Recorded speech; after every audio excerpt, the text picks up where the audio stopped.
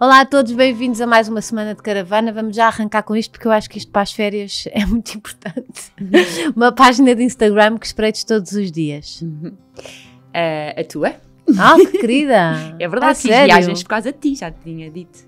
Ah, pois, tu vais a ouvir porque tu também às vezes tens que trabalhar na estrada ou não? Não, estou a dizer, uma das viagens que eu fiz mais gira até hoje foi do Dubai, ao Dubai com os meus Ah, filhos e vi por ti. Pois é verdade, é verdade. Senão nunca lá tinha ido. Exato. Tivesse E adoraste, não adorei. Foi Já a que, aqui melhor estamos, viagem da minha vida. já que aqui estamos a falar de viagem, também podemos falar um bocadinho de viagem. Exato. Na caravana. Foi a melhor viagem da minha vida E os até hoje. miúdos, aquilo é um sítio espetacular Por isso para os posso-te miúdos. agradecer porque eu nunca iria ao Dubai se não tivesse visto O os Dubai teus vídeos. é dúbio, não é? Porque ou se adora ou se odeia. Eu adorei. Eu acho que não há... Melhor viagem da minha vida até hoje. Com miúdos, é como mãe, não é? Claro. Adorei. Um cheiro da tua infância. Rodeada da minha família toda, que é enorme, e estamos sempre todos juntos ainda hoje. É a minha infância, é isso.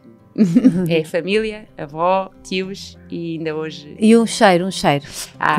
Assim, uma coisa que te leve para lá, para a tua infância. Eu acho que é sempre praia, a minha vida é praia, Agora é mar. sei que ias dizer comida. Não, Não é praia. assim uma comidinha qualquer. Também pode ser o cheiro a mar, não é? Não, Porque... mas talvez, a minha vida é um bocadinho à volta disso. Mas, assim, um cheiro da infância... Um bolo, umas torradas, que é o que as pessoas dizem, sem marmelada, um sabor, não sei. Talvez, assim, bolo de iogurte da minha avó. Antes de ir treinar para a patinagem, comíamos sempre ali e deixávamos... Vocês andavam, era tu e outra irmã ou todas? Andámos todas, sim. Todas na patinagem? Mas mais seguidas, não é? A minha irmã é mais chegada, é que andávamos sempre as duas juntas, outras Sim. já bem mais tarde. Exato.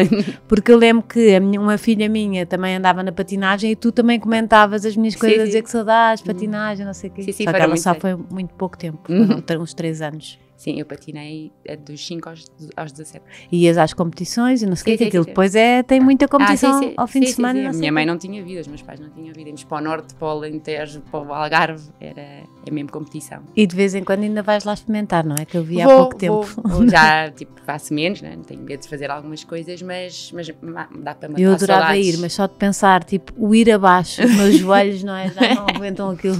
Eu isso aguento, mas tenho medo de cair. Se cair, ou seja, os ossos já não é como era. Nós caíamos, parecíamos Sim, borrachas. borrachas, aquilo nada magoava, mas agora iria ser pior, tenho medo.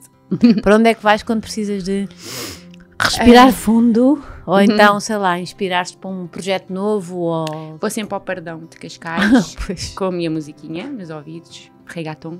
Reggaeton? Reggaeton, sempre. Podcasts, não?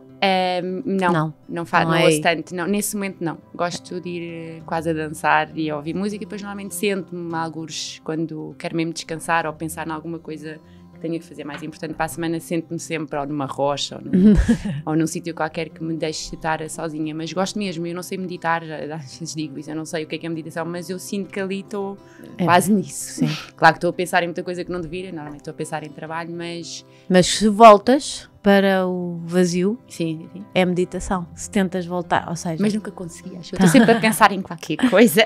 Eu por acaso, é tão engraçado. Há pessoas que me dizem, o que é que estás a pensar? Eu nada. Eu acho que vou muito para o nada. Mas eu penso, nessa altura, se eu paro ali, é para pensar em alguma coisa. Mas gostava de saber meditar e um dia ir aprender. Mas só o parar já é mágico, não é? Ótimo, estar a ouvir música e estar a ouvir o mar. É das coisas que mais me E vais relaxa. sozinha? Vou sempre, o Pardão faço sempre sozinha. Faço questão quase de o fazer sozinha de manhã ao sábado. Depois às vezes faço com o meu marido ao domingo ao fim do dia. São experiências completamente diferentes. Eu às Sim. vezes vejo quando vou sozinha ou quando vou com uma amiga que é teca, vamos a falar. Então eu também nem vou com headphones quando vou com o Rodrigo, não é? Estamos ali os dois à conversa, mas faço todos os sábados, se estiver bom. E inverno, verão, faço sempre de manhã, Pardão, mesmo para descansar da semana e se cá quase preparar a outra em termos mentais, mas relaxa-me mesmo, é das coisas que eu mais gosto de fazer. Tão bom. Um dia para onde não querias voltar? Estas perguntas são difíceis, eu não vinha preparada. Não vinhas preparada. Não. Um dia para onde não queria voltar. De certeza que há qualquer coisa que eu não queria voltar. Olha, não queria voltar a ter uma obesidade, bulimia, anorexia. Porque não queria ter distúrbios alimentares, não quero voltar para essa fase da minha vida. Já vamos falar sobre isso. Sim. Palavra preferida? Sol. Que giro. Acho que ninguém disse ainda. Sol, já muita gente disse ou não? Não. Eu acho que não. Eu me lembro aqui sol. Acho que não. Eu movo-me pelo sol, só vou a países que têm sol. Só fico chateada com as pessoas se tiver sol e eu estiver, por exemplo, num supermercado a fazer compras, fico furiosa. Se tiver sol eu tenho que estar na rua. Apanho muito sol, sei que um dia me vou arrepender, não há um minuto. Não te arrependes nada. Não, só pelas rugas da cara. Mas eu não também são de felicidade também. Sim. E quando estou online estou tipo de vestido, não é? Mas por baixo tenho o biquíni, tiro o biquíni, vou apanhar sol, volto não tiras o biquíni nada. Tiro o vestido. Agora tipo, estou a ver os teus, agora de repente os meus vizinhos. Os teus clientes aumentavam. Exatamente. Que ela tira o biquíni nas consultas. Tira o vestido, vai lá para fora do biquíni, volta a pôr o vestido. Desde que estou online, assim, é só um dia e meio. E às vezes apanho mais sol ainda. De facto, estou sempre ali no meu terracinho e movo mesmo muito pelo sol. Só vou às planadas de almoçar. É importante. És mesmo o follow the sun. Sim, mesmo. É licenciada em Nutrição e Engenharia Alimentar e Ciências da Nutrição pelo Instituto Superior das Ciências da Saúde Sul.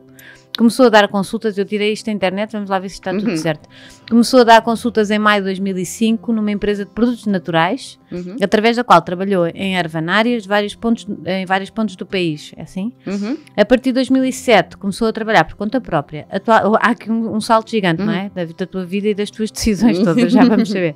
Atualmente dá consultas em vários sítios, elaborou planos de emagrecimento, é autora best-seller e tem 4 livros publicados. Infelizmente tenho já 7. Estás a ver? Eu estava a olhar para aquela apresentação e disse, está aqui alguma coisa mal? São 7. São 7, exatamente. Onde é que eu estou? O primeiro, a dieta dos 31 dias, que foi tipo assim, uma loucura, não é? Vendeu mais de 140 mil exemplares, já deve estar 200 pronto. e tal, 300. Estão a ver? Há alguém que coisa aquilo, que atualize. E já chegou ao mercado espanhol, agora se calhar já chegaste a outros mercados. Não, só espanhol, os meus livros já estão em Espanha. Também tem que ir para o Brasil, era bom. Já deviam ter ido na altura que não havia tantos livros, agora já havia milhares de livros no Brasil, não é? É casada e mãe de 2 rapazes, tenho na caravana Agatha Roqueta, obrigada por estares aqui finalmente, porque isto já é um namoro longo e que pronto, olha, a caravana vai assim por caminhos e depois às vezes as pessoas não apanham. Eu não levo na boleia da caravana e depois tipo, ainda não veio. Estou muito contente de estar aqui, então, finalmente. Exato. Então vamos para o bolo de iogurte da tua avó e para a tua infância, como é que foi a tua infância? Tens 3 irmãs, mulheres, era uma casa muito feminina. Sim, somos... Se bem que tu agora levaste com 2 rapazes, que é para, exato. para levares com esse lado mais masculino que não tiveste. Sim, só ainda tinha Barbies guardadas, mas não deu para os meus. Foi muito feliz, a minha infância eu vivi cá, a minha infância quase toda. Aos 8 anos fui viver para Barcelona, o meu padrasto foi trabalhar para lá e nós fomos com ele, estive lá 2 anos e foi por isso que Quantos anos tinhas? Tinha 8 anos, dos 8 aos 10. Lembras-te? Eu lembro perfeitamente. A sério? Nós não queríamos ir na altura. Sim. E depois não queríamos voltar. Tivemos lá só 2 anos, depois vim para o Instituto Espanhol, portanto falo espanhol fluentemente e escrevo espanhol fluentemente, fiquei com essa língua. As tuas irmãs, relembra-me o nome delas. É a Rebeca, que tem menos 1 ano e 10 meses do que eu, e a Francisca, que tem menos 10 anos do que eu, que já é filha do meu padrasto. E a Ágata são nomes tipo assim... São de dupla virisco. Exato, podiam fazer só a Francisca é que estragou e ela é que foi para o palco. Exato. Mesmo. Não é? É que é mesmo acho que a tua mãe estava a apostar em vocês as duas quando desistiu a Francisca. Porque as Rebeca e Ágata, nada. E depois a outra é que canta. Mas vocês são portuguesíssimas. Nós somos portuguesíssimos. O meu pai viveu muitos anos fora. O meu pai é natural de Hamburgo, depois viveu em Londres, estudou fora e veio com esses nomes. A minha mãe nem os conhecia quase e ele queria vir, é Ágata, Rebeca, etc. Portanto, cá, na altura nem queriam aceitar o meu nome cá em Portugal. Deve ter sido as primeiras, mas pronto, depois vieram as cantoras, mas que têm outros nomes, não é? É mesmo nome artístico. Acho que a Ágata chama-se Fernanda. Sim. Pronto, não há problema nenhum hoje em dia. Ou seja, tu és a original Ágata em Portugal. Ao princípio comparavam com a Agatha Christie, com a escritora, depois apareceu a Ágata, portanto, tu és a Ágata, cantora, etc. Ainda hoje há Ubers que me vão buscar casa. Eu estava na esperança que fosse a cantora. Eu não sou. Isso é muito bom. Eu também tenho um nome ótimo para essas confusões, não é? Rita Ferro. Pois é, há várias. Sempre deu confusão. Exato. Mas foi muito avó, a minha avó ainda está viva, a minha grande referência da minha vida é a minha avó materna. Com os meus tios todos, com as namoradas deles, sempre rodeadas de pessoas, nós éramos as bonequinhas dos meus tios e dos amigos deles, sempre em casa da minha avó. E depois todas lindas, podiam mesmo ir para o palco, nunca foram, tirando a patinagem. Só a patinagem. Só a mais nova. Só a mais nova. Só quando a tua mãe se rendeu aos nomes. Exato. menos artísticos, é que vai uma para os palcos. Para cantar. Pronto, a Francisca já nasce muito depois, a minha mãe ficou à espera dela, estávamos em Barcelona, é filha do meu padrasto, filha do meu pai, eu e a minha irmã, que somos filhas do mesmo pai. Pois, por isso é que o teu padrasto já não trouxe o nome. Não, exato.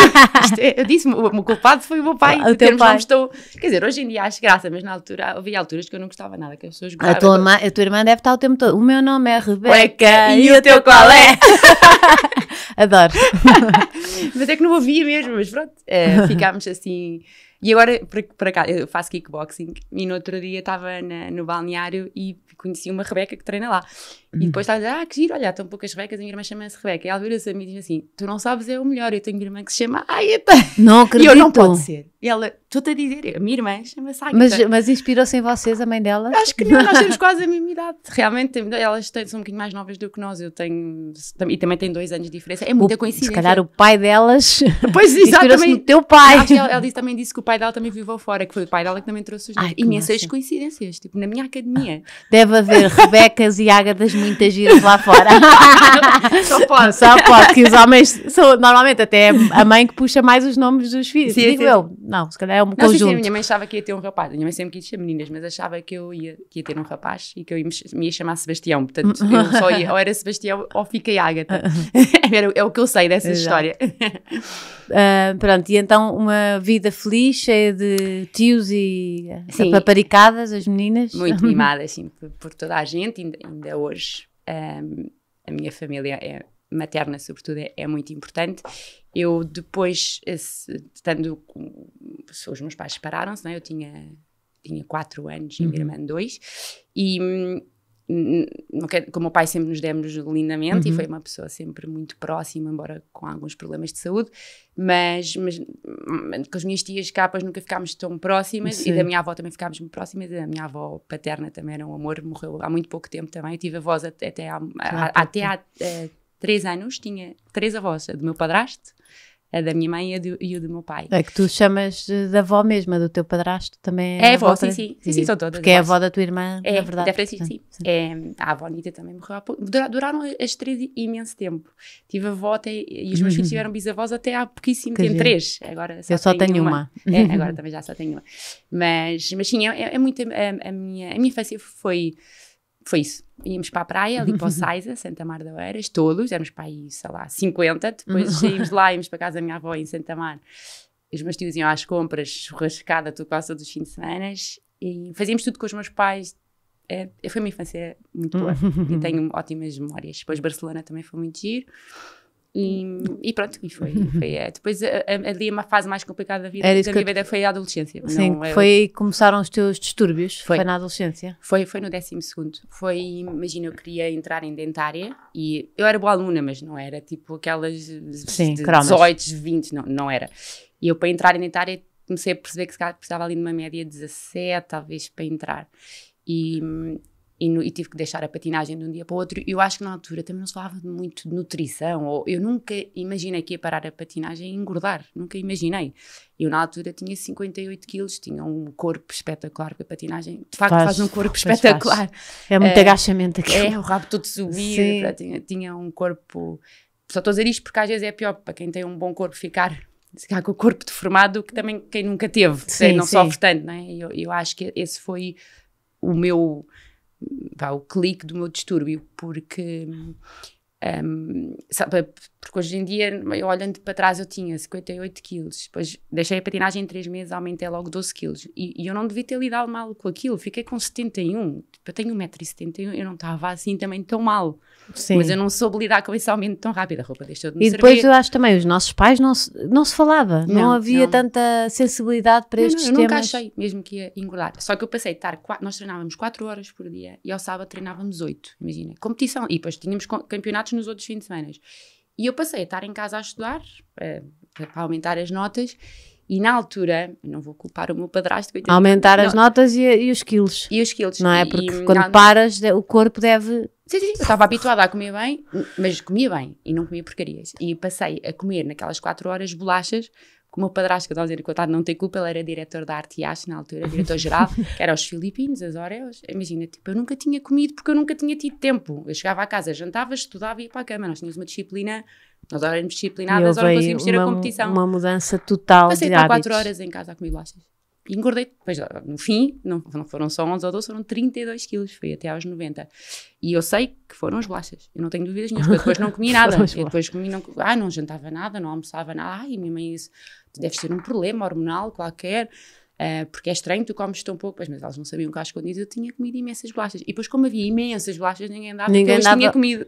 Ninguém dava por isso. Por isso, tive ali uma ligação. E depois também, quer dizer, isso também acontecia de certeza por um fator emocional, não é? Porque a tua vida mudou tanto, não é? Tu estavas tão ocupada em não sei o quê, que também precisavas de preencher o desporto e não sei o quê, as endorfinas mesmo, que cria. Eu acho que fui-me agarrar mesmo em termos de vício, porque tinha largado o outro vício, que é a patinagem, agarrei-me às bolachas. Eu acho que eu ali qualquer coisa, de facto, que foi emocional, isso eu não tenho dúvidas nenhumas, mas eu também acho que foi, porque como engordei 12 quilos de repente, não soube lidar e comecei-me a vingar na comida, porque foi muito repentino. E aqueles 12 quilos não havia problema nenhum, haveria de os perder se tivesse uma boa cabeça. Mas não, ganhei uma relação muito má. E depois, como é que foi essa viagem? Acabaste com quantos? 90? 90. Depois, no primeiro ano da faculdade, deixei de comer. No primeiro mês não comi nada, então passei dos 71 para os 63, mais ou menos, foi quando conheci o Rodrigo. Portanto, o Rodrigo conheceu-me nessa altura com 63 e pediu-me em casamento com 90. Por isso ele depois acompanhou já isso tudo. Pronto, eu no primeiro mês da faculdade deixei completamente de comer, não sei como é que aguentei, comi um iogurte por dia. Mas isso também é uma compulsão, quer dizer... É um distúrbio. Um distúrbio. Já, ao contrário, é ir para a anorexia, né? Exato, é um outro tipo de distúrbio. Ou podia correr muito mal e de facto continuava a perder peso, ou deu-me para o contrário, voltei a comer muito mais, engordei logo aqueles 10 mais 5, e depois foi a partir daí que foi até aos 90, no último ano da faculdade, foi... Depois também não adorava a minha faculdade, acho que houve ali muita coisa, quer dizer, eu não adorava, nutrição é super difícil, depois não entrei em dentária ainda por cima, fiquei em nutrição. E depois como é que aconteceu a nutrição, depois de repente depois em segunda, foste com 90 quilos para a nutrição? Foi. Que também é aquela coisa... Que é estranha, assim. Sim. Mas depois perdi. Não fui com 90 quilos para a nutrição. Eu fui com os 70 e tal e depois perdi 10 quilos no primeiro ano da faculdade. Nos primeiros 3 meses da faculdade, mas deixei de comer completamente. E depois engordei tudo outra vez nos outros 4 anos até ao fim. Depois não entrei em dentária, não tive nota, não entrei por 5 décimas e pus por segunda hipótese nutrição ao calhas, podia pôr enfermagem que eu achava que não queria, podia pôr, era o que havia lá na faculdade, terapias, da fala, etc. E eu pus nutrição ao calhas. E talvez por uma tia minha, irmã do meu padrasto, que é escritora, que é a Luísa Costa Gomes, que ela que me disse, olha, como ela é tipo vegan, há imenso tempo, vai para a nutrição, vais ver que daqui a uns anos vai-se falar imenso, vai ser uma profissão. E a verdade é que ela teve mesmo razão. E eu não entrei, e hoje em dia, tipo, ainda bem que não entrei em dentária. Dentária, eu gosto imenso de falar, né? E gosto que as pessoas falem comigo, e adoro nutrição, e adoro dar consultas. Está tudo calado. Nem se podem rir. Eu tenho consultas hilariantes, eu adoro dar consultas, acho que foi das melhores coisas que me pode ter acontecido, é não ter entrado em dentária. Sei que aqueles 7 anos para mim foram muito desafiantes e tristes, sobretudo a viver em Cascais, que isto aqui é desafiante.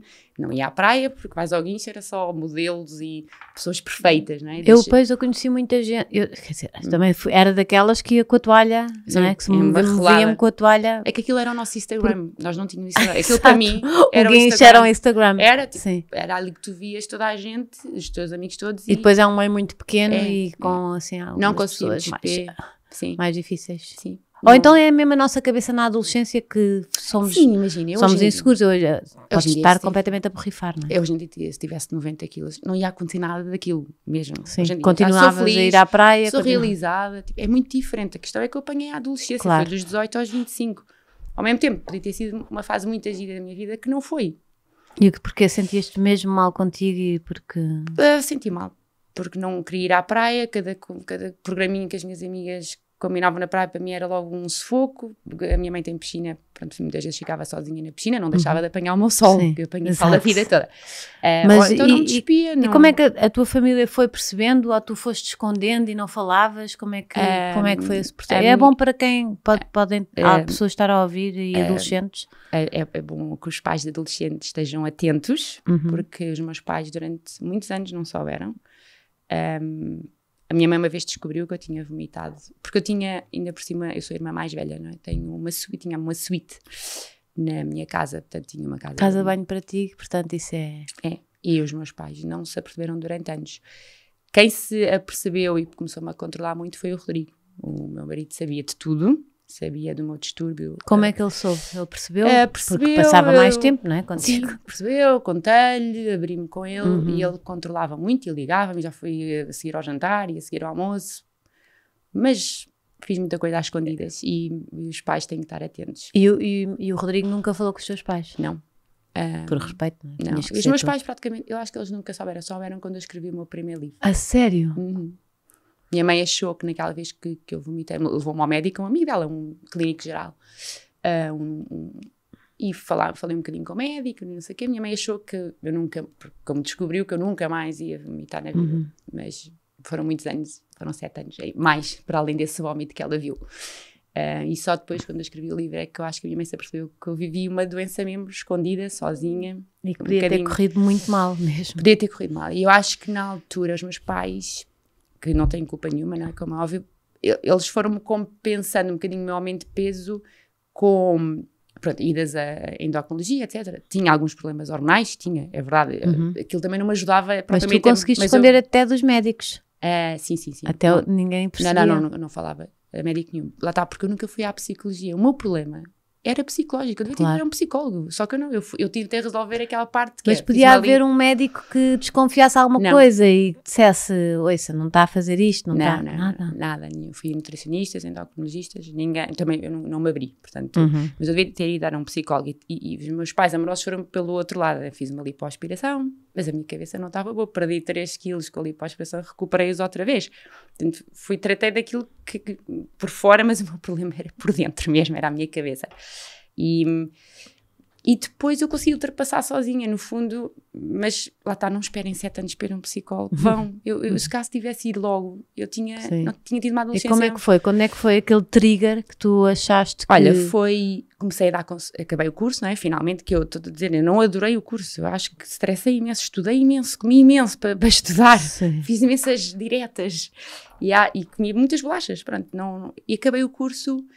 E comecei a dar consultas logo, acabei o estágio no Hospital Egas Muniz, e também tive o estágio na Iglolá, porque na altura o meu curso também era Engenharia Alimentar. Na Iglolá, não imaginas os quilos que eu aumentei ainda mais, porque nós fazíamos as análises, o meu curso também é Engenharia Alimentar. E tinha os lados? Tínhamos os lados, que não era drama, não era drama porque eu não trazia para casa, porque era na Póvoa de Santiria, eu vivia em Cascais. Pois eles retiam. Mas trazia as nozes caramelizadas do Corneto para casa. E vinha o caminho todo a comer as nozes, porque nós analisávamos um lote, mas depois já não se podia comer, já não ia, claro. Sobrava e tínhamos que levar, pronto. As nozes caramelizadas do Corneto. Agora está tudo a babar-se em casa, não é? Imaginar engordei muito no meu estágio da Iglolá, talvez aí tenha chegado aos 90. Depois fui para o Hospital Egas Muniz. Engraçado, eu não me lembro de ti nessa fase, não me lembro, é engraçado. Mas sim, foram muito sérios. Porque também estavas mais escondida, se calhar. Sim, eu depois, imagina, sair à noite é uma coisa que eu sempre gostei, eu depois ia para com roupa e tal, aquilo disfarçava, só a praia que era pior. Por acaso estou a mentir, lembro-me de ti, sim, na capital. Pois, eu dou em todo lado. Sempre... Lembro de uma vez qualquer com a Marta, sim, ainda hoje sai muito, portanto, já me ter visto em muitos sítios. E Depois acabo o estágio da Iglolá, acabo depois o estágio a seguir, que foi no departamento de endocrinologia no Hospital Egas Muniz, e passado uma semana sou contratada para essa empresa de produtos naturais, que disseste ao início, e comecei logo a trabalhar em imensas ervanárias. E comecei a ter logo imensas consultas, e passado 2 anos comecei a trabalhar sozinha, porque já tinha tanta consulta, comecei a dar consultas em casa às amigas da minha irmã, às tias, toda. Comecei a pensar, eu já posso abrir um consultório, porque eu chegava do trabalho às 8h da noite, dava consultas em casa até às 10h30, sábado e domingo estava a dar consultas. Pensei, acho que já me posso lançar sozinha. Sim. E quando me lancei sozinha, comecei a gostar da minha vida. Era eu que fazia os meus horários, comecei a ter muitas consultas, já não podia comer bolachas, deixei de ter a compulsão das bolachas, eu não posso estar a comer bolachas à frente dos meus pacientes, claro. Deixei de estar a estudar, no fundo. Comecei-me a realizar muito profissionalmente, eu tinha mesmo muitas consultas, muitas duras, ao princípio, que as pessoas perguntavam sempre se eu estava à espera do bebê, porque não estava à espera de ver uma nutricionista com 90 quilos, não é? Era isso que eu te ia perguntar, tipo... Eu justificava com os meus problemas hormonais, que de facto eu tenho síndrome do ovário poliquístico, não menstruava, tive a história só aos 18 anos, hormonalmente eu não era estável, só que eu também punha a jeito para aquilo ainda ser pior, não é? Claro, eu pus-me a jeito. Estavas a dar combustível para as hormonas andarem todas malucas. Todas. Eu também não posso culpar o ovário poliquístico, exato. mas tive alguns problemas hormonais, então ia por aí, dava essa desculpa, eu estou tratada de um problema hormonal, dava ali uma desculpa, não ia dizer tipo, olha, sou bulímica, não é? Sim. Não queria que os meus passar essa imagem aos meus pacientes. Tive ali 2 anos ainda duros, e depois de repente, quando eu vejo que no Estoril só dava consultas no Estoril à altura, num consultório próprio, um apartamento que eu comprei na altura para dar consultas, comecei a ver que a minha vida profissional estava muito boa, eu estava super estável a nível emocional e levo com um pedido de casamento nessa altura, ou seja, a nível emocional ainda veio uma parte muito boa que foi dedicar-me ao meu casamento. Comecei a ficar super focada no vestido, na quinta, no fotógrafo, e a minha cabeça aos poucos foi-se desviando da comida, e a comida deixou de ser uma coisa importante para mim. Eu já tinha tudo o resto, estava bem, estava estável mesmo. Já não tinha que estudar, já não precisava de comer bolachas. Estavas ocupada. Estava ocupada, com uma coisa que fazia, a minha profissão, tipo, cada vez a adorar mais a minha profissão, porque é giríssima, tu não imaginas o que é que é. E como é tão giro pensar, tu odiaste o curso, Odiei. E de repente, podias ter pensado, fogo, falhei isto, eu devia ter ido para a dentária. Pois, mas nunca... E não. Sim, durante o curso muitas vezes pensei nisso, mas também pensei, se nutrição é assim, dentária ainda deve ser mais difícil. Exato. Mas depois, profissionalmente, eu ainda hoje acordo, tenho montes de sonhos, traumas mesmo, de acordar a pensar que ainda me falta uma disciplina para fazer. Eu também eu fiz isso. Todas no instantinho. E sabes que o meu pai era diretor da universidade, que era o IAT, onde eu estudei. O meu avô foi fundador e o meu pai depois trabalhava lá. E então eu tinha sempre essa coisa de não acabar o curso, não acabei, não sei o quê. E um dia houve um engano e ligaram-me a dizer que, mas não, eu assim, mas como assim? Eu recebi o diploma, até foi o meu pai que me entregou o diploma. Não, eu fiz. Então houve um erro na secretaria e eu tinha imagina, morri. Assim. E eu ainda mais, que era filha do diretor, tinha que estar ali tudo bem, certinho, os nervos. E depois tinha disciplinas que odiava, economias e não sei o quê, mas lá fui fazendo, safando. E pronto, um dia ligam-me, foi tipo, morri, mas não, tinha sido um erro. Mas ainda hoje acordo do sonho, pensar, não, eu já sou nutricionista, eu já trabalho, graças a Deus não tenho disciplinas em atraso. Exato. Porque foi mesmo difícil, só que depois é uma profissão, imagina, como eu também já passei por isso, não é? É muito giro, por exemplo, pacientes minhas que chegam à consulta assim com vestidos larguíssimos, tipo, a esconderem-se, não é? Como eu me escondia, só tenho vestidos, ainda hoje não uso calças de ganga, porque eu desabituei-me, eu só tenho vestidos, porque eu já não me escondo nos vestidos tão largos, não é? Já mais apertadinhos, mas é muito típico as pessoas irem todas muito largas. E depois é giro, no fim, nas últimas consultas, todas apertadinhas, todas justas, a autoestima lá para cima. É mesmo giro. Sim, claro, a cara, o sorriso, não sei o quê, não é? Claro que é muito giro a parte da saúde, não é? Também é giro ver as análises e tudo melhorou, a nível de colesterol, as glicémias, etc. Mas a autoestima com que as pessoas saem dali dá-me imenso ânimo todos os dias. Ainda hoje, posso-te mostrar, recebo montes de mensagens dos pacientes. Hoje, uma paciente já não punha aliança há um ano, já não lhe cabia. Agora, hoje escovo, está toda contente. Voltei a estar casada com o meu marido, porque a aliança voltou a servir. Isso deve ser ótimo. Todos os dias isto me dá imenso ânimo para continuar. E eu adoro dar coisas. E depois, espera aí, houve o pedido de casamento e tu estavas com quantos quilos? Estava com 90 quilos e o Rodrigo pediu-me em casamento em 23 de dezembro de 2006. Eu depois ainda tinha uma viagem com os meus pais de passagem de ano para o Brasil, nós íamos muito na passagem de ano para o Brasil. Eu pensei, vou comer normal, não é? Ter tudo incluído. Dia 4, quando eu voltar, eu começo a dieta. E comecei. Dia 4 foi logo experimentar vestidos de noiva. Era toda entusiasmada, não é? Só casava dia 22 de setembro, mas foi logo experimentar, foi logo a lojas. E não havia nenhum vestido que me servisse, mesmo, porque depois podíamos mandar vir por encomenda tamanhos maiores, mas se eu não experimentasse cá, não ia pedir. E enquanto elas me punham os espartilhos para ver se aquilo me entrava por cima ou por baixo, eram lágrimas. As minhas avós todas foram comigo à prova, fomos a primeira vez a uma loja, pronto.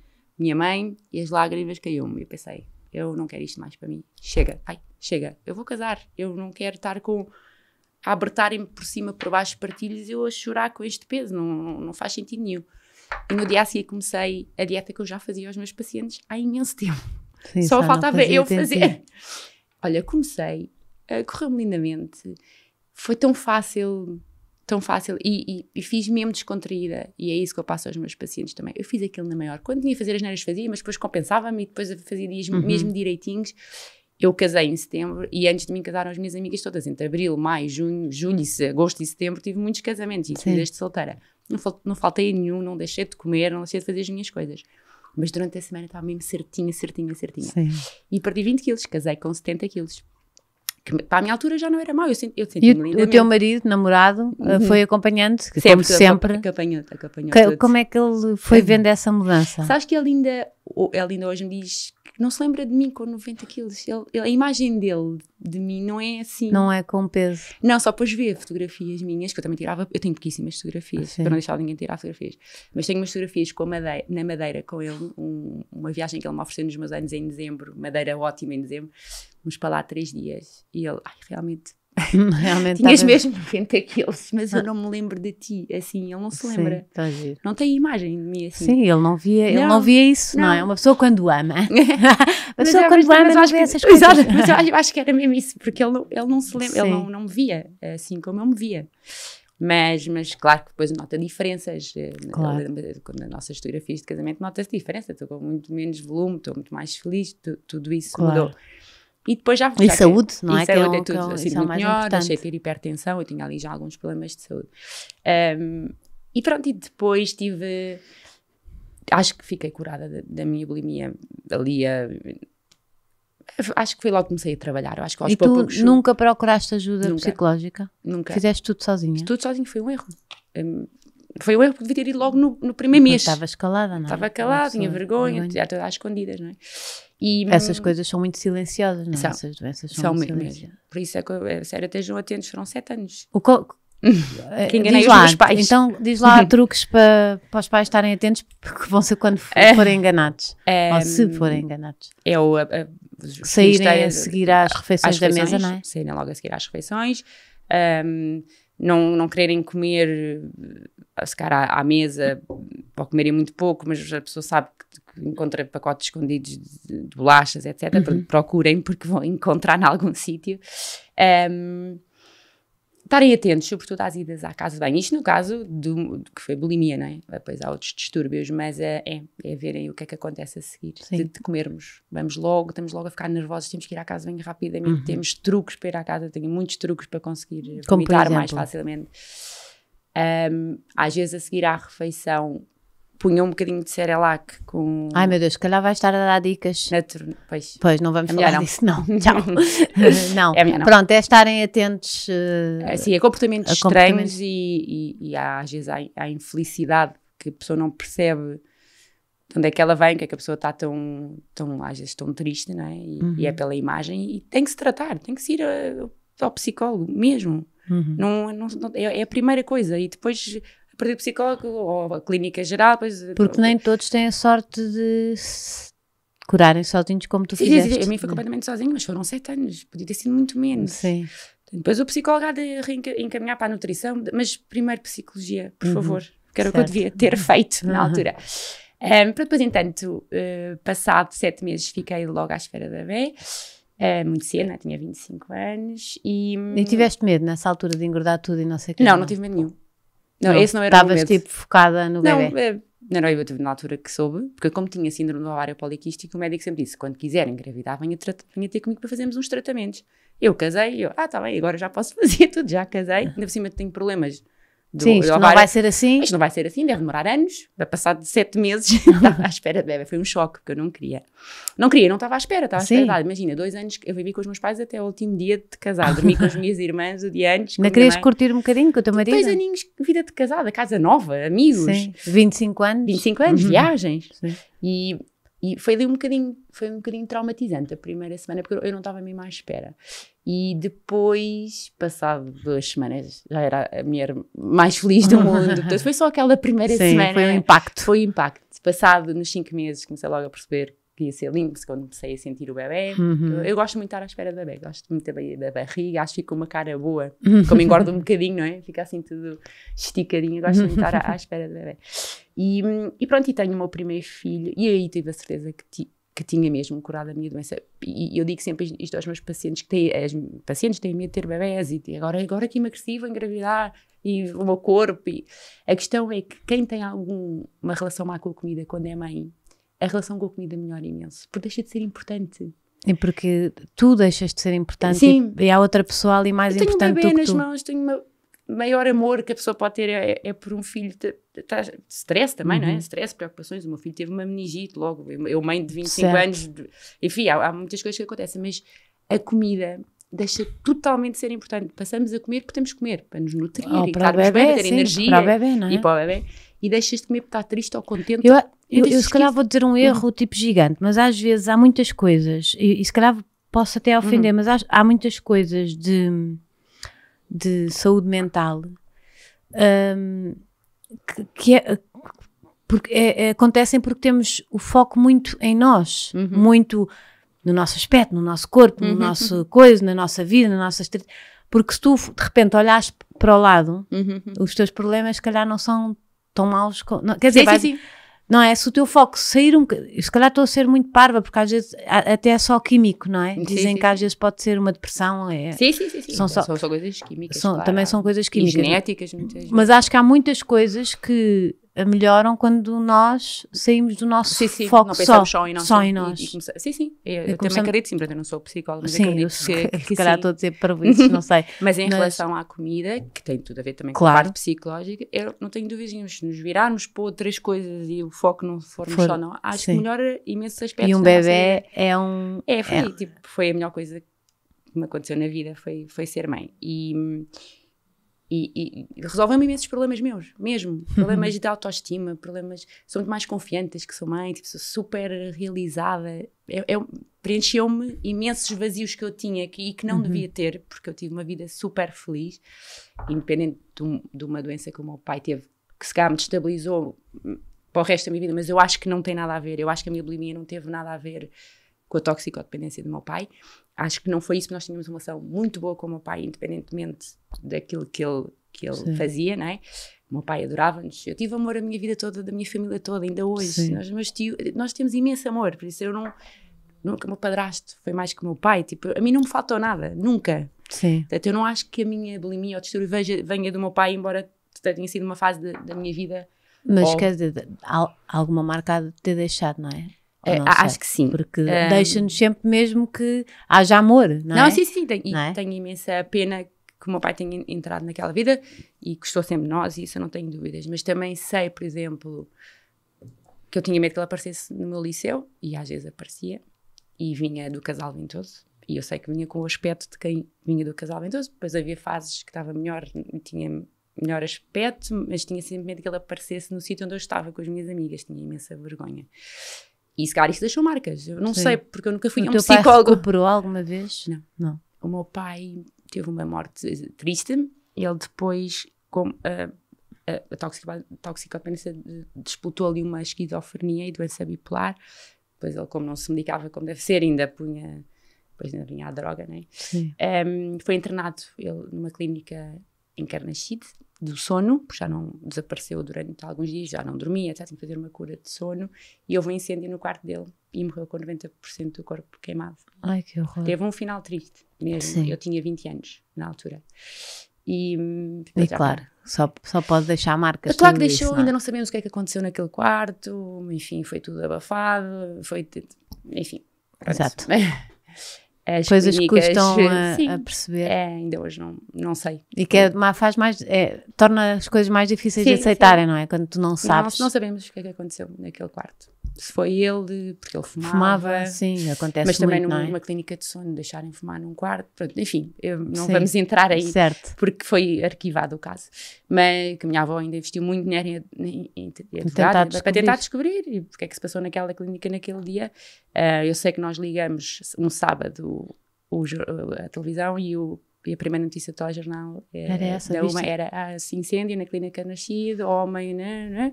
Ele depois ainda teve 3 meses, ele aguentou-se, teve 3 meses no São José a mudar a pele, etc. Mas os órgãos, como era 90%, só a cara é que estava bem, os órgãos internos e tu não viste? Aguentaram.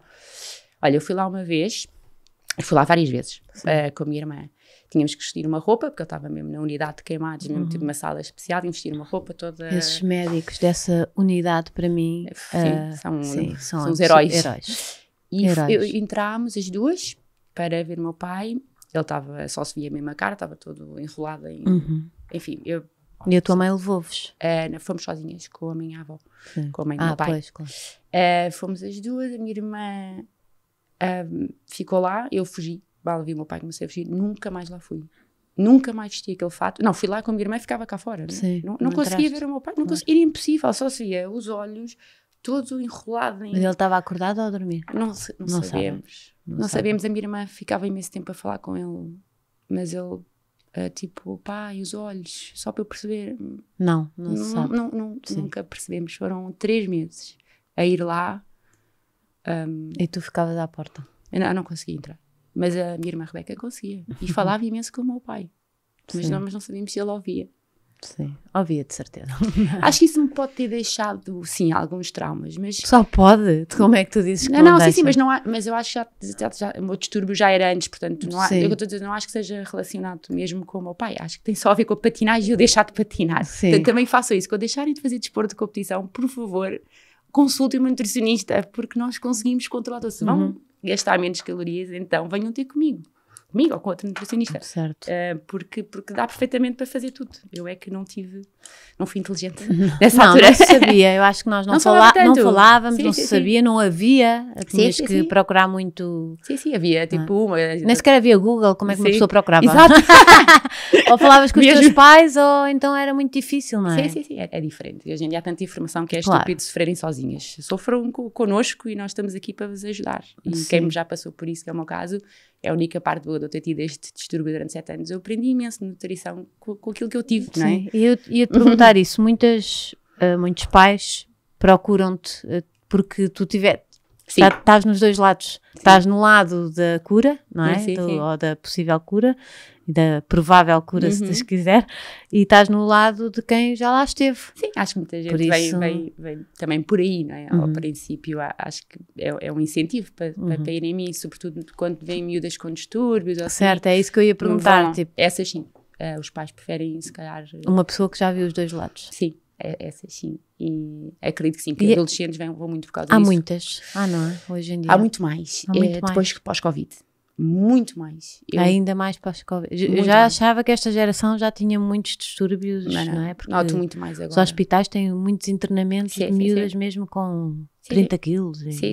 Eu noto mais, claro que eu não posso fazer muita coisa, elas têm que ir para Santa Maria, consigo detectar o problema e perceber que, ou tento resolver eu sozinha, mas muitas vezes não dá, mas tenho tido muito mais, sim, também tenho tido muito mais divórcios, tenho tido muita coisa pós-Covid. Sim, divórcios tem sido Sim, imenso nas consultas também, imagina, tenho uma paciente que agora separou-se e teve ali um divórcio em dezembro, já perdeu tipo 40 quilos.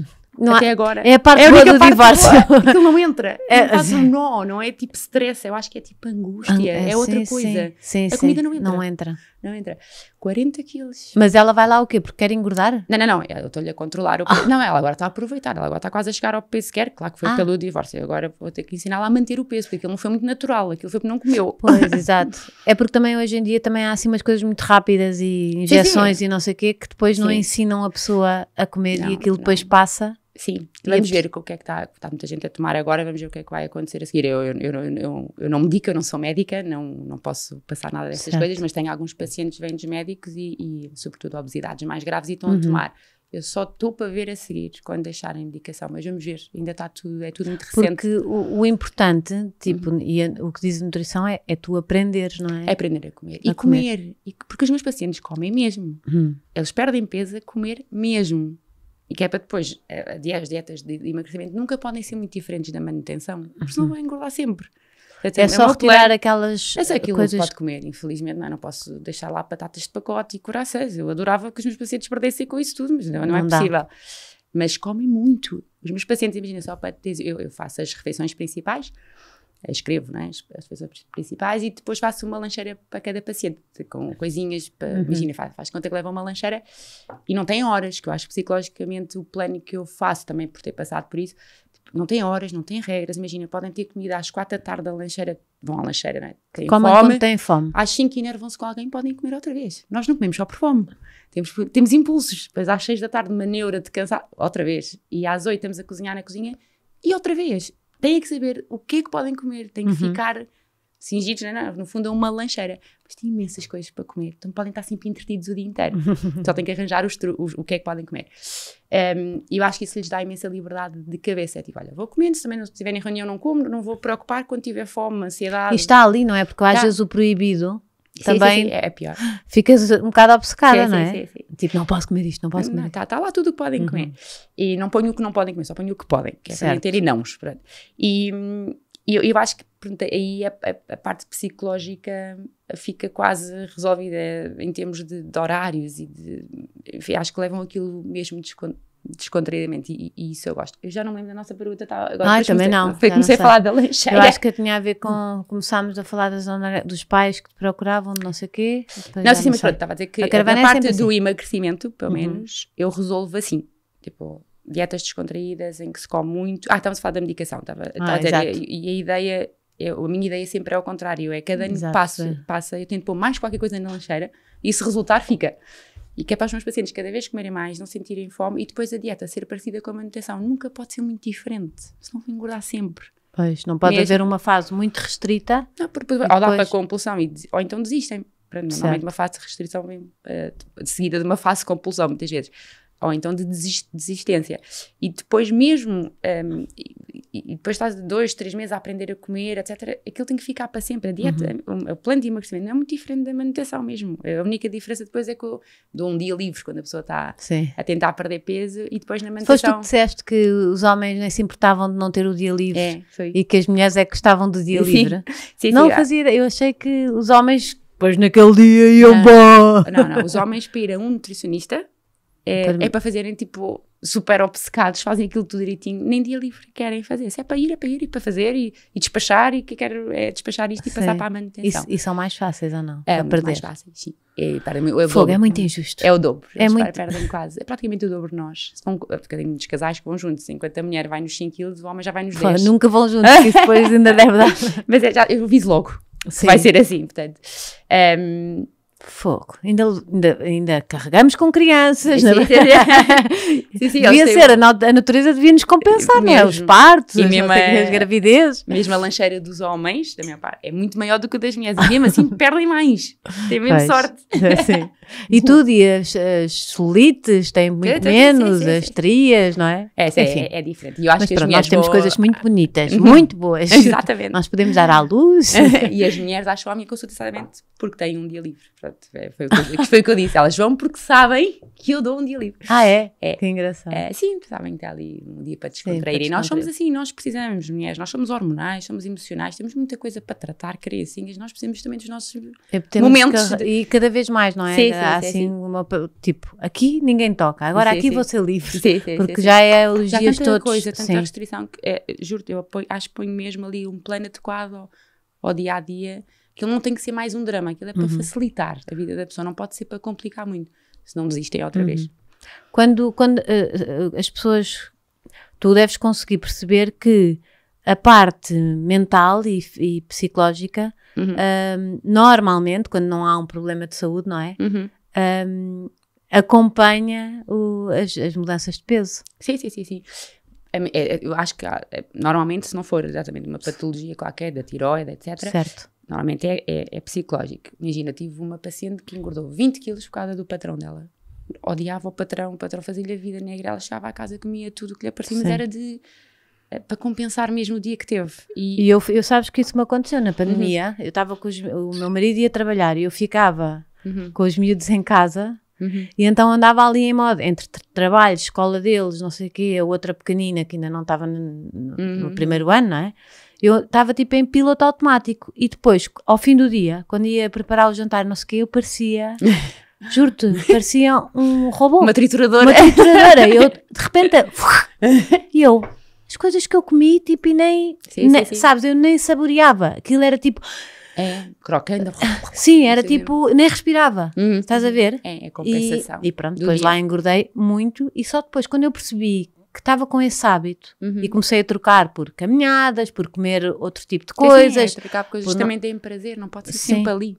Sim, eu tinha que sair. E se eu ficasse ali, estás a ver, aquilo, pronto, tornou-se uma compulsão e onde eu aliviava aquela tensão toda do dia. Sim. Mas normalmente tem mesmo, por exemplo, pacientes que fazem... tipo, estudam durante o dia e têm mestrados à noite, ficam altamente descompensados porque é muita coisa, trabalhar e estudar é muito puxado, engordam imenso, depois a seguir vão lá, tem tudo a ver com o nosso dia-a-dia, com o ritmo de trabalho, com as emoções, sim, olha, imagina, tenho imensas professoras que engordam, a vida de professor é super difícil. Tipo, eu trabalho mesmo muito durante o dia, quer dizer, é intenso, não é, com miúdos, depois chego a casa e tenho que continuar a trabalhar. O dia não acaba, tenho que ir corrigir testes, preparar os dias a seguir, montes de burocracias. E eu noto, são pessoas que têm pouco tempo para elas. E a comida passa a ser ali importante também, quando chegam a casa. Portanto, há aqui também profissões que eu noto. Tenho imensas enfermeiras, porque fazem turnos, não é fácil o turno da noite. É muito difícil. Até se lhes comer imenso à noite, podiam estar a dormir, mas depois no dia a seguir estão acordadas. Precisam de açúcares e de o coisas, dormir não é? mal estimula imenso o apetite, o sono é das coisas também mais importantes em termos de fabrico de algumas hormonas e da leptina, que são hormonas, uma delas controla o apetite durante o dia e se não dormimos bem não a temos a ajudar. Tenho ali certas frições que são mais frequentes nas minhas consultas. Isto é tudo muito a ver com o ritmo de cada um, mas eu acho que tem sempre a ver com a parte psicológica. Muita gente engorda quando eu pergunto, mas o que é que engordou? Não sei quantos anos, tinha 50 quilos, o que é que aconteceu? Foi com a morte da minha mãe. Foi a morte do meu pai. É mesmo psicológico. A pessoa fica tão triste que a comida foi o conforto. E eu tive muitos anos isso. Pronto. E hoje em dia eu tento mesmo passar aos meus pacientes que há outras coisas, tipo o perdão, não precisa ser do Estoril. Sim, agarrar um jardim, um passeio. Kickboxing, que foi tipo a maior descoberta dos meus últimos 5 anos. Kickboxing liberta endorfina. Eu não sei o que é que acontece ali, mas eu sei que eu não consigo deixar de ir.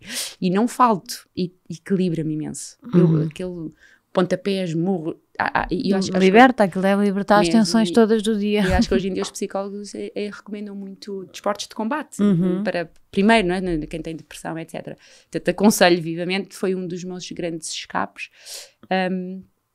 Pronto, acho que temos que encontrar outras coisas que nos deem prazer. Eu sei que a comida só dá trocar, prazer, não é? No fundo é trocar. E depois tem o prazer ao fim de semana. Porquê é que não ouvimos de comer? Imagina, tipo, eu sou fã de bacalhau à Brás, eu só falo bacalhau. Pataniscas de bacalhau, só quando faço as neiras é sempre com bacalhau. E quando não faço as neiras, o bacalhau é super saudável também. Mas é tão versátil que dá para tudo.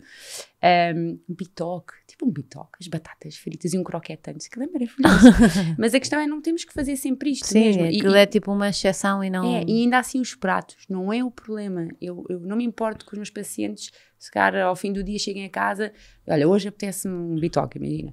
É mais preocupante quando começa a ser por outras coisas, que é as bolachas, as tostas, tudo que é crocante e de conforto, aquilo já é um comportamento que já é... A mim foi umas bolachas, sim. E o queijo da ilha, a sério, esquece. Depois estava, claro, gigante, não é? Temos que ir tratando. Essa parte tem que ser trocada por outras coisas, que é o que eu faço. Os meus pacientes, olha, agora não como bolachas, pode atacar termossos, olha, eu sou viciada, eu só houvesse coisas para comer, sim, só podes comer uma coisa na vida. Termossos. Então eu sou viciada em termossos. Eu tento trocar, não vou ficar sem nada de repente, mas tento fazer as trocas. E bananas? Banana também. O que é que comias? É calmante. Se bacalhau, tu comias. Se só pudesses comer uma coisa na vida?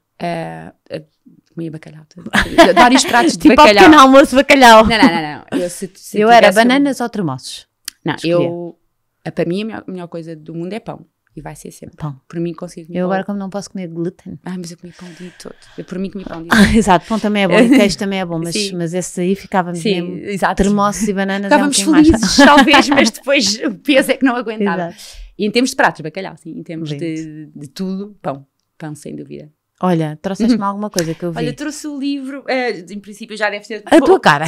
Vou só explicar porque O sétimo, é um dos 7. Não, o meu primeiro. Espera, mas quero dizer que é um dos 7, é não um um dos dos 7. 4, É como um, diz na exatamente, internet. é um dos 7. Este livro é a viragem da minha vida. Há uma Agatha. Esse foi o primeiro antes do livro. Sim. Trouxe-o por causa disso, à minha história antes do livro e à minha eu história. tenho amigos que vão a ti e acho que depois do livro tinham muito esse livro. Sim, é por isso que eu estou aqui na caravana. Muito provavelmente é por causa deste livro. Porque mudou muito a minha vida. Eu não estava à espera. Eu, quando me propuseram escrever um livro, foi giro, foi uma paciente na consulta. Que eu normalmente nas consultas dava assim umas receitas no fim para elas irem para casa fazer receitas naquele dia. Ela, mas era giro fazer um livro de receitas aqui para os seus pacientes. E eu nunca tinha pensado nisso. Ela, olha, tenho uma prima editora, amanhã falo com ela. E eu nunca pensei que ela fosse falar com a prima e nunca pensei que a prima me fosse ligar mesmo no dia a seguir. Fomos à Garrete ter uma reunião com a Sofia Monteiro, a minha primeira editora. Também. E de repente começou ali com ideias e eu pensei, tá bem, posso escrever um livro. Pensei, olha, pelo menos aos meus milhares de pacientes, que eu já tinha imensos pacientes no Estoril, eu vou vender o meu livro de certeza nos consultórios, fica lá para eles e eles tiram lá receitas. Eu nunca pensei, eu nem sabia que tinha, eu quando assinei contrato eu sou péssima a ler contratos, nem liga nenhuma, mas assinei. Eu nem sabia que tinha ido às televisões. Eu quando soube que tinha que ir ao Manuel Lisgocha apresentar o livro, não dormi durante 4 dias, fui à casa de banho 20 vezes. Emagreceste, não sei quanto. Sim, perdi peso. Ainda hoje, sempre que lanço um livro, sei que tenho que ir às televisões, fico mais ansiosa. Mas e aqui para a caravana vieste na boa? Aqui é diferente. É televisão em direto, pois. É diferente. E é muito rápido. Programas muito vistos, também Manuel Lisgosta, Cristina Ferreira, é uns nervos que aquilo depois passa. Este também é. Não, sim, eu acredito que sim, mas é diferente, não estamos com as câmaras em televisão assim direto. E é muito curto, eu acho que uma pessoa tem que logo dizer tudo certo, e não pode tempo. falhar, e não pode andar para trás. E pronto, e nesse dia que eu fui ao Manuel Lisgosta, de repente... como eu levei fotografias do meu antes e do depois e do casamento, eu acho que as pessoas acreditaram mesmo em mim, que é tudo verdade, não é?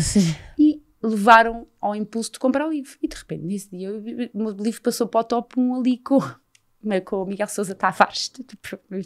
Eu juro-te, eu achava que ia vender 300 livros no meu consultório e eu já ficava feliz. Sim. Eu achava que ia acontecer. Foi um bom. E aquilo de repente vou ao Manuel Lisgosta, no dia a seguir vou à SIC. Também foi muito giro o programa, e depois o que começou a acontecer foi que as pessoas compraram um livro e começaram mesmo a perder peso, e depois começou a ser de boca em boca, mas mais magro, o que é que fizes? Comprei o livro deste nutricionista, e de repente eu vendi 250 mil livros, um exagero este livro, e mudou totalmente a minha vida.